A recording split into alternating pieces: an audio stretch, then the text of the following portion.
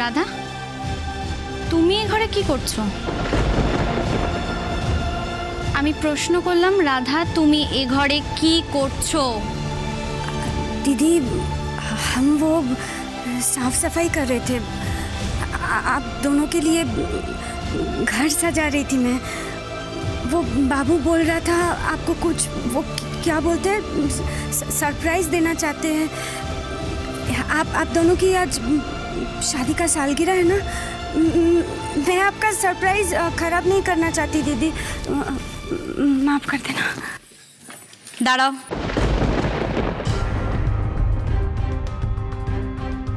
তুমি তোমার ইচ্ছে মতন এ ঘর থেকে যেতে পারবে না। তোমার সাথে আমার কিছু কথা আছে। কি ভেবেছো তুমি? এ বাড়িতে কি হচ্ছে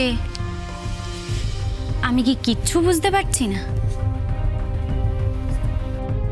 জানো তো রাধা, আমি না ভাবতাম তুমি সত্যি খুব অসহায়, নিডি, বাচ্চা মেয়েটাকে নিয়ে একা থাকো, তোমার সত্যি খুব কাজের দরকার। তাই আমি তোমাকে এতদিন কিচ্ছু বলিনি। কিন্তু আজ তো মনে হচ্ছে বৌদি এতদিন যা বলেছে একদম সত্যি কথা বলেছে। তুমি আসলে একজন সুবিধেবাদী, চালাক মহিলা। তিস্তা, আমার বলা এখনো শেষ হয়নি। আসলে তুমি অসহায় সেজে এই বাড়িতে ঢুকেছো যাতে চাকরি নিয়ে এই বাড়িতে থাকাও যায়, সাথে এ বাড়ির মালিককে ছলে বলে কৌশলে নিজের হাতেও করে নেওয়া যায়। তিস্তা তুমি চুপ করবে? ভুল বলছি? হ্যাঁ, তোমার মনে হতে পারে আমি ভুল বলছি, কিন্তু আমার মনে হচ্ছে না। জানো, আমি অনেক দিন থেকে দেখেছি যে এই মেয়েটা সারাক্ষণ তোমার আশেপাশে ঘুরঘুর করে, গায়ে পড়ে বেশি বেশি কনসার্ন দেখানোর তিস্তা চেষ্টা। তুমি চুপ করবে? করব না, আমি চুপ করব না, আর আজ আমি বলবোই। আমি একটা জিনিস বুঝতে পারছি না, আমি ওকে বলছি বলে তোমার এত গায়ে লাগছে কেন? এটা তো খুব ভাববার বিষয়। মানলাম ও সত্যি বলছে, ও এই ঘর পরিষ্কার করতে এসছে।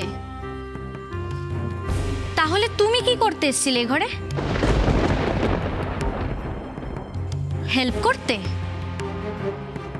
তাহলেও তো একটা প্রশ্ন থেকে যায়, একেবারে ঘরের দরজা বন্ধ করে এমন কি হেল্প করছিলে তুমি?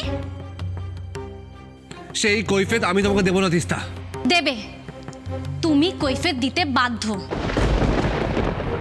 কারণ সব সময় রাগ দেখিয়ে, তেজ দেখিয়ে তুমি সবকিছু এড়িয়ে যেতে পারো না। কখনো কখনো তুমি কৈফিয়ত দিতে বাধ্য, কারণ এটা আমাদের ফ্যামিলির প্রেস্টিজ ইস্যু বলেও আমি মনে করি। বাড়ির কাজের লোক ঘরে থাকা অবস্থায় তুমি দরজা বন্ধ করে বিশেষ কি হেল্প করছিলে, সেই কৈফিয়তটা তো জানা আমার দরকার। বিশ্বাস করো। Shut up, just shut up. তুমি এক্ষুনি এখান থেকে বেরিয়ে যাও। हम हाथ जोड़ रहे हैं, आप लोग चुप कीजिए। आप लोग मेरे लिए झगड़ा मत कीजिए। दीदी हम मानते हैं सब गलती हमारी है, आप हमें माफ कर दीजिए। মাফ চাইছো? কেন মাফ চাইছো? তার মানে তুমি মেনে নিচ্ছ যে তুমি ভুল করেছো? একটা কথা পরিষ্কার করে জেনে রাখো, আমি ভালোর ভালো, খারাপ হলে ঠিক কতটা খারাপ হতে পারি সেই ধারণা তোমার নেই। আর আজকের পর থেকে এই ঘর বা এই ঘরের আশেপাশে যদি আমি তোমায় দেখি তাহলে না। ठीक है दीदी, नहीं आएंगे, कभी नहीं आएंगे। आज के बाद आप दोनों के बीच में हम कभी नहीं आएंगे।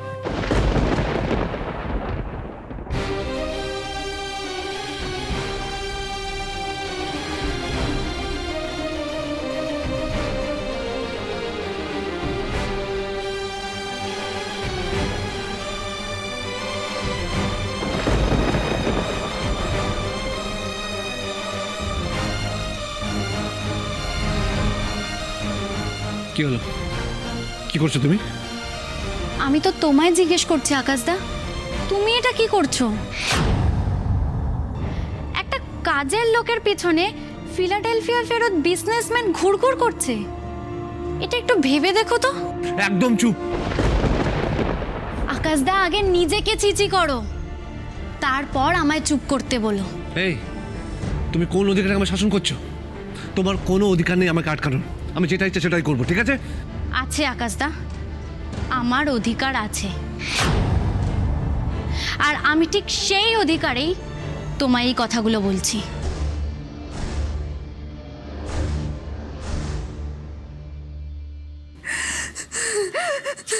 হীরা, হীরা, হীরা, তুই ঠিক আছিস তো? না দাদা ভাই, আমি ঠিক নেই। আমি তো চাই না দাদা ভাই, আমি চাই না আকাশ আর ঝোটের মাঝখানে আসতে, কিন্তু কেন ভাগ্য আমাকে বারবার বারবার ওদের মাঝখানে এনে ফেলছে? কেন আকাশ এরকম করছে? এরা, আমার মনে হয় আকাশ শুধু তোকেই চায়। এখন ওর অতীতের কথা মনে পড়ে যাচ্ছে, সেই জন্য তোকে আরো বেশি করে পেতে চাইছে। দাদা ভাই, আমি নিজের চোখে দেখতে পাচ্ছি যে ছোটির আকাশের উপর অধিকার জন্মেছে। 5-5টা বছর, সেটা তো কম না, তাই না? 5 বছর ওরা একসাথে থেকেছে, অধিকার জন্মানোটাই তো স্বাভাবিক। আমি নিজের কানে শুনেছি ছোটিকে বলতে যে ও আকাশকে মিস করে, আর এখনো তো আকাশকে ভালোবাসে, আর সেই জন্যই এতগুলো কথা আজকে আমাকে শোনালো। কি বলছিস কি তুই? আর কিছু করার নেই দাদা ভাই। কিন্তু তোর কি হবে এটা? তুই সারা জীবন এইভাবে কষ্ট সহ্য করে? ধুর দাদা ভাই, আমার কথা বাদ দে তো। আমার কষ্টের থেকেও এখন বেশি ইম্পর্ট্যান্ট হলো ওদের সম্পর্কটাকে ঠিক করা। আর তুই তো তোর বোনকে চিনিসই। তোর বোন একা ছিল না, আকাশ আসার আগে তো একাই ছিলাম মা। আর আকাশ চলে যাবার পরেও আবার একাই থাকবো। আকাশের সাথে আমার অনেক ভালো সময় আছে, অনেক ভালো ভালো স্মৃতি আছে। ওই স্মৃতিগুলো নিয়ে আমার সারা জীবন কেটে যাবে। না না দাদা ভাই, বুঝলি তো, আমি আর এসব নিয়ে ভাববো না। আমার জীবনের এখন প্রধান লক্ষ্য হলো এই বাড়িটাকে রক্ষা করা, ভালো মাকে উদ্ধার করা, আকাশকে সব বিপদের হাত থেকে রক্ষা করা। আর এটা ছাড়া আমি আর কিছু নিয়ে ভাববো না, বুঝলি তো? এই এরা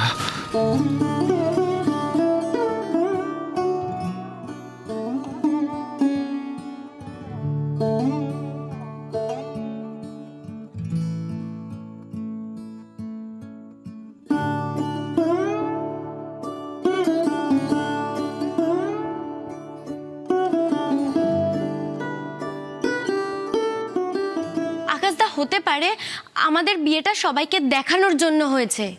আসল সত্যিটা তুমি আর আমি ছাড়া কেউ জানে না। কিন্তু তার মানে এটা নয় যে তোমার উপর আমার কোনো অধিকার নেই। আজ 5 বছর হয়ে গেল আমি তৃষাকে মানুষ করছি। কেন জানো? কারণ তুমি আমার ডির হাজবেন্ড। এই, আমাকে একদম জ্ঞান দেবে না, ঠিক আছে? দেব। কারোর যদি নিজের বোঝার ক্ষমতা না থাকে তাহলে তাকে জ্ঞান দিয়েই বোঝাতে হয়। আচ্ছা আকাশদা, এখন তোমার দির প্রতি ভালোবাসার কি হলো? তুমি দির মেয়েকে অপছন্দ করো। তুমি যে দিকে চোখে হারাতে, সেই দির অবর্তমানে তুমি এখন বাড়ির কাজের লোককে। চুপ কথা